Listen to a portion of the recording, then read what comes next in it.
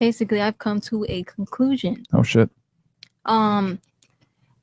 You guys all believe, not all of you, but the men believe that pretty much the old way of doing things, not everything of the old way of doing things is the accurate way. And it also correlates with what she was saying, that basically there is a being pretty much everything that shit. I just need to I know what I'm trying to say.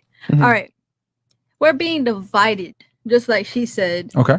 And it's going against the the initial way that everything was put, like when God created the world. Modern day conventions go against traditional things that have led to prosperity that we have now. Yes, is that what you're trying to say? And that's causing division within men and women. And some men are growing to hate women, and some women are growing to hate men.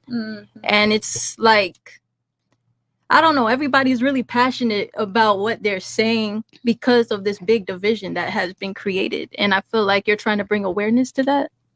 Pretty much. I mean, it's an agenda being pushed, and we're just saying, hey, this is the truth. This is the facts here. The thing is that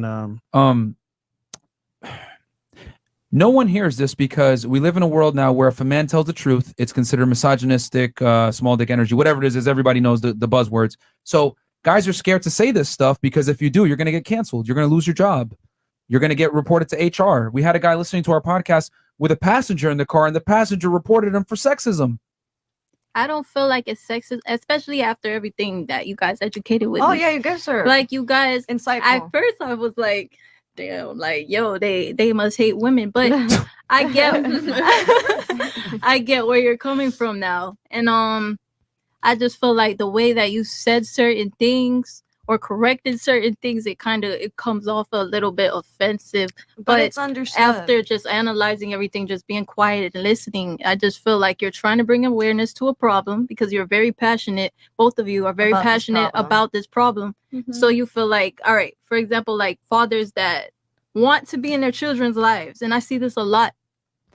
They want to be in their child's life, but the mom will take away the child from, you know, that father. Or my father, for example, he got married a couple of times. One of his wives, she had no type of job. She had no type of, she didn't bring much to the table, in my opinion. But she got alimony from him, and she still collects alimony to this day. And, you know, we don't know what she did in the background. You know what I'm saying? So I get where you're coming from. There are a lot of injustices done to men. Unfortunately. But there's been also injustices also being done to women. And I feel like when certain women are trying to vocalize on those things, you guys just completely block it off because you already have an answer for it. Which is not fair. Like, we're not trying to. I feel like you were doing a great thing by, you know, not trying to invalidate what they're saying. We're just trying to give our bring awareness to both. What did we invalidate that was stated by one of the female panelists? All right, she was going in a while ago, and she about what? She was pretty much talking about how a woman. I've seen women in like hijabs, like of the Muslim culture, get catcalled at. And yes, you're right. That is a reality that we live in, but it's not. I just don't feel like that's fair. And also, and you guys normalize that. Life isn't fair. Life isn't fair. I'm not saying that it's not fair, but we can't act like that's not a problem. You just said it wasn't fair. We didn't say it wasn't a problem. We just said minimize the problem. So we do minimize. We did our part. Those women over there, they did their part. She put on her whole covering, and she's still getting harassed. Okay. Yeah. But was it significantly mitigated? Yes. Because if she dressed another way, it would have been far worse. Even worse. Some people, like you guys said earlier, some men are just horn dogs. And then she brought up another valid point, saying that. Here's the thing. If I'm a chef, right, and I cook with oil, and I walk into the kitchen, right, and I cook with no clothes on, there's a good chance that I'm probably going to get burned by the oil spicking back, hitting me back, right? But if I wear a hat, the chef's uniform, I might still get hit with the oil on the hands or whatever it is. But I've significantly reduced my ability to get burned, correct? Yes. Okay. So we talk about risk mitigation. Here's the thing. Life isn't fair. We just adapt to the fact that life is not fair. That was a good analogy. Yeah, man. It like, guys, we got to have, you know what I'm saying? Like, I didn't shut down anything. All I'm simply saying is you can mitigate the risk by doing A, B, C. But she's like, no, well, I want to continue to do C and get a result. And that's not how it goes.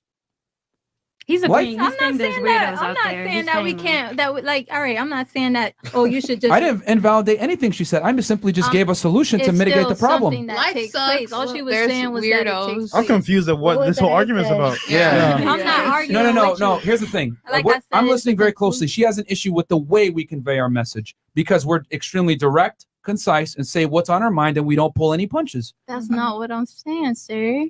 No, she's basically saying she clearly said the way you say it that we're not listening to what they're saying and we're shutting down their points. Yes. But we never shut down your points. We just said in reality, this is what it is. You might not like it. This is how it is. That's all we're saying. All right. What about what she was saying? About what? They were a woman that pretty much she's successful. She makes a lot of money. Now your point is, all right, that woman is less attractive to somebody who is also successful and makes a lot of money.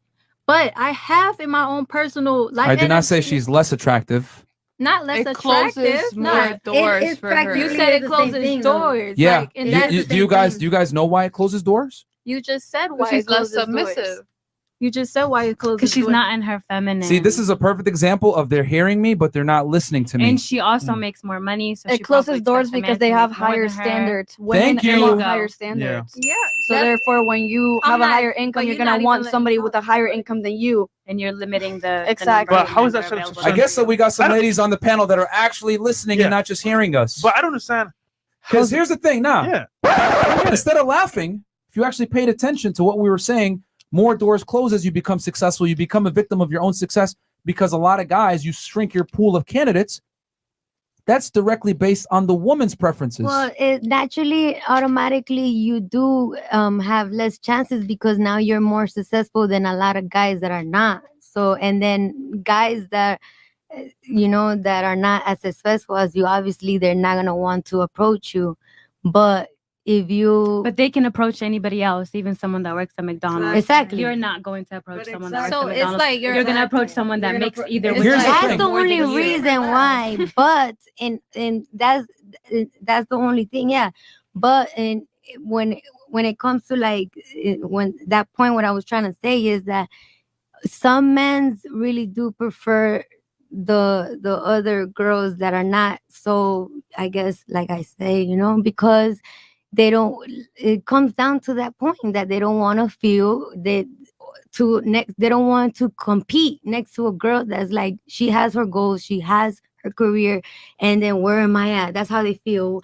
Like, what am I gonna do? Am I supposed to just swallow my ambitions? Exactly. Am I supposed to just choose a different man? Who I want to be? I should not try to be better for myself. You guys, this is a perfect. This is a quintessential example right now of hearing us but not listening to us. But and yes, we are. You're extrapolating what you want to hear from it. Only. You're because what I simply said was, as you make more money and become successful, you close doors on your own potential candidates because you're not going to be capable of dating down the same way a man that's at your same socioeconomic status can. But why would I want to date down? Thank you. You just proved my point. That's what you're saying. Yeah, but damn. Yo. Like, guys that are on high that level prefer to choose. We can move on because this is not helping anybody here. Real quick, I get your point. Could you? Okay, awesome. Yeah. Could you? Because some ladies at the table are getting it, and then they get it. Like they get it. Like, it's your own success. See, she's tuned out. I already Yeah. Okay. Yeah. Okay. So whatever. You guys are stating a lot of facts on how to stay in a relationship. And I'm not going to lie, you guys are onto a lot of good stuff because I come from a household very much like what you guys are describing. My dad went to work. My mom was a stay-at-home mom. She even homeschooled me and all of my siblings. So, I had that traditional family, and my parents have been together for 23 years, so it definitely works. But I think there's a difference between staying together and being happy together. Because although my parents have stayed together, they make it work. Like, because my dad puts in all the financial, like my mom has not worked since she was 22 when she had me. Mm-hmm. My mom almost is like, I don't know, my dad has the final say in what she can and can't do. And because, he puts down more of the money, he just expects my mom to be more submissive. Okay. Or do you guys believe that money talks to that extent, that the breadwinner, just because he's putting in the money and the work, he should have more of a say on his expectations of a woman? Well, number one, since when was marriage about happiness? It's not. It's about a family. It's about duty. And that's the problem in the West is that we try to tell, we live in a hedonistic society where self-gratification is the most important thing. Yeah. And the reality is when you choose to have a family, your happiness now comes second to the children's betterment. Well-being. Yeah. And the thing is that statistically speaking, a 2-parent household is incredibly important to developing good, productive members of society. Absolutely. So you got to be able to bite your tongue sometimes or grit your teeth and deal with the fact that you might be with someone that's pissing you off from every now and then. But duty overpowers happiness when it comes to raising a family. So that's the number one mistake that we have in the West, where we think marriage is about happiness. Which is why the divorce rate is so high. We tell women, hey, the grass is greener on the other side. You'll be able to replace this guy. No, you won't. As a matter of fact, the more you divorce, the more highly likelihood that you're going to stay single. Yeah. So it doesn't work. You know what I'm saying? And we always tell women that they can do better and that they deserve the world. And the reality is, no, you fucking don't deserve the world. You're an average woman. You deserve an average man. It is what it is. You're not necessarily going to get the high status man that you want or feel that you're entitled to. Yeah. Because what you feel and what you actually do deserve are two different things. So that's number one. And then number two, here's the other thing. It's not that just that your dad is the breadwinner, which is why he's the leader. He's also the protector of the home, the breadwinner, the head of the household. He has a lot of responsibilities. And with responsibility comes authority. But only in this crazy clown world that we have now, where we give men all the responsibility with zero authority. Does that make sense? Yeah.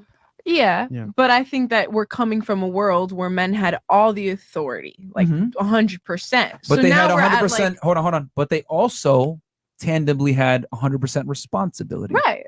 And now we're in a new era where women can, maybe take on, like, you guys are saying men want a woman to have like very minimal responsibilities, but like we're in a world where women can maybe have minimal 30%. responsibilities in certain regards. In certain regards. Okay. Well, let's say a woman has 30% just to make the man comfortable, or like, let's just say the man, like I've been in relationships where my boyfriends, pay for everything, drive me where I want to go. And then almost there's this like taboo of I need to be more submissive, or I need to be more complacent, or more like meet his expectations. Compliant. That's the word, because of the financial output that the boyfriend puts up, because I've been in like, in more traditional relationships that way. But I have found that then causes like power play issues, or, women don't like to feel like they're in the back seat. And even before marriage, you're saying that marriage and family and kids, that's one thing. What about long-term dating? Like, I'm not trying to get married till I'm like 30, so if I'm trying to be in a long-term relationship, I'm not trying to just stay home, with our dog or whatever the fuck. Like, I feel like when men fully want their like woman to be reliant on them, they expect her to just be fully submissive because they're like showing up with a certain monetary value or status. But then, I feel like that doesn't work if you have extra expectations of your woman because of it, because then it's not coming from a genuine place. It's coming from a place of trying to own somebody. Then you can stay single then. Or pick a different man. No, because if you want to So go that's like your that, that's gonna pay for your lifestyle. He's gonna expect something in return, and that's your loyalty, that's your modesty, and you being under his frame and control. Now, obviously, you're not a robot. You can do what you want to do. But I'm just saying, with responsibility comes requirements. So at this point, you're saying, okay, he took care of me, took me where I want to go, and for him, it's like, okay, at least my girl's gonna respect me enough to not do certain things. That's all he's really doing. So in reality, yeah, I get you want to be free. You're so young, do that. But that means you want to be single, because you want to be with somebody that wants those requirements. Then it's not gonna work. Or settle for a guy that's gonna give you whatever you want and let you do whatever you want. But that guy you don't really want. So it's like either way, you're not gonna really win there. So at some point, you have to realize, you know what? If I want the man that I want, what does he really want? That's why I ask the question. What do men really want? Once you know what that man that you want really wants, then you can cater to him.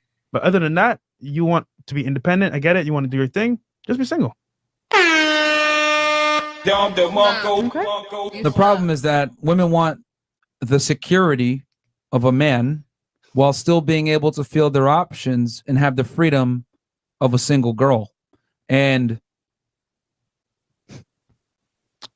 Let me read my comment back. I don't think that that's true.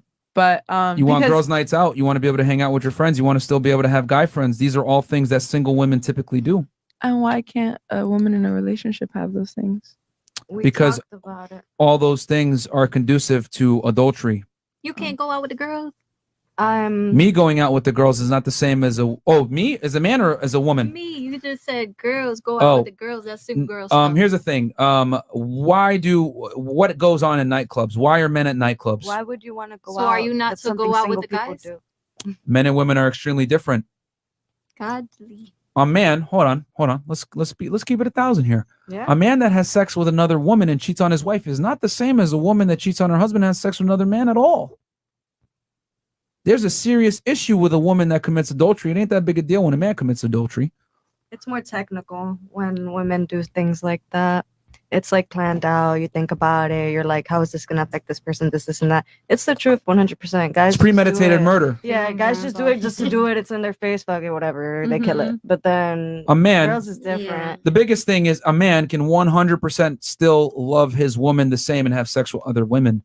But it doesn't go the other way around. If a woman is having sex with another man, she's been checked out. She's been done with you. Because women have to respect you first before they love you. Yeah.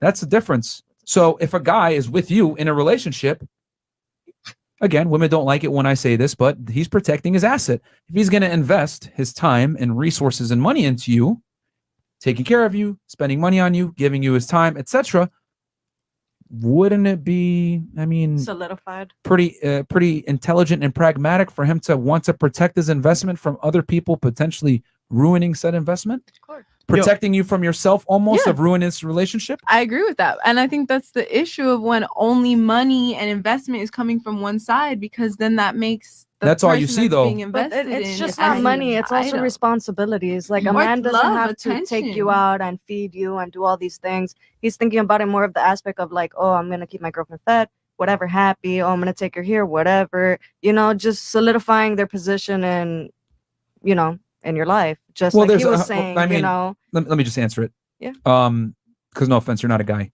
No, I know. Yeah. So the point is that there's other things that are going on behind the scenes that you might not necessarily know. If you're walking down the street with him and someone tries to rob you, there's a silent obligation that he's got to protect you to some degree, correct? Mm-hmm. So if I'm going to put my life on the line and protect my woman with my own and put my own safety in jeopardy, wouldn't it make sense that I would want this woman to listen to me and respect my authority if I have to make the ultimate sacrifice to protect this woman? But women don't see these things. You know what I'm saying? Because we live in a very modern, safe world nowadays. But, danger does happen. Danger does arise. And men are typically are looked at as the more expendable sex. There's a reason why they say men and women, children and women first and not men. So there's an unwritten rule that he's got to protect you and do these other things. So if I'm going to put my life on the line for a woman, if I tell her, hey, I don't like it when you go to the nightclub, she should be able to respect that.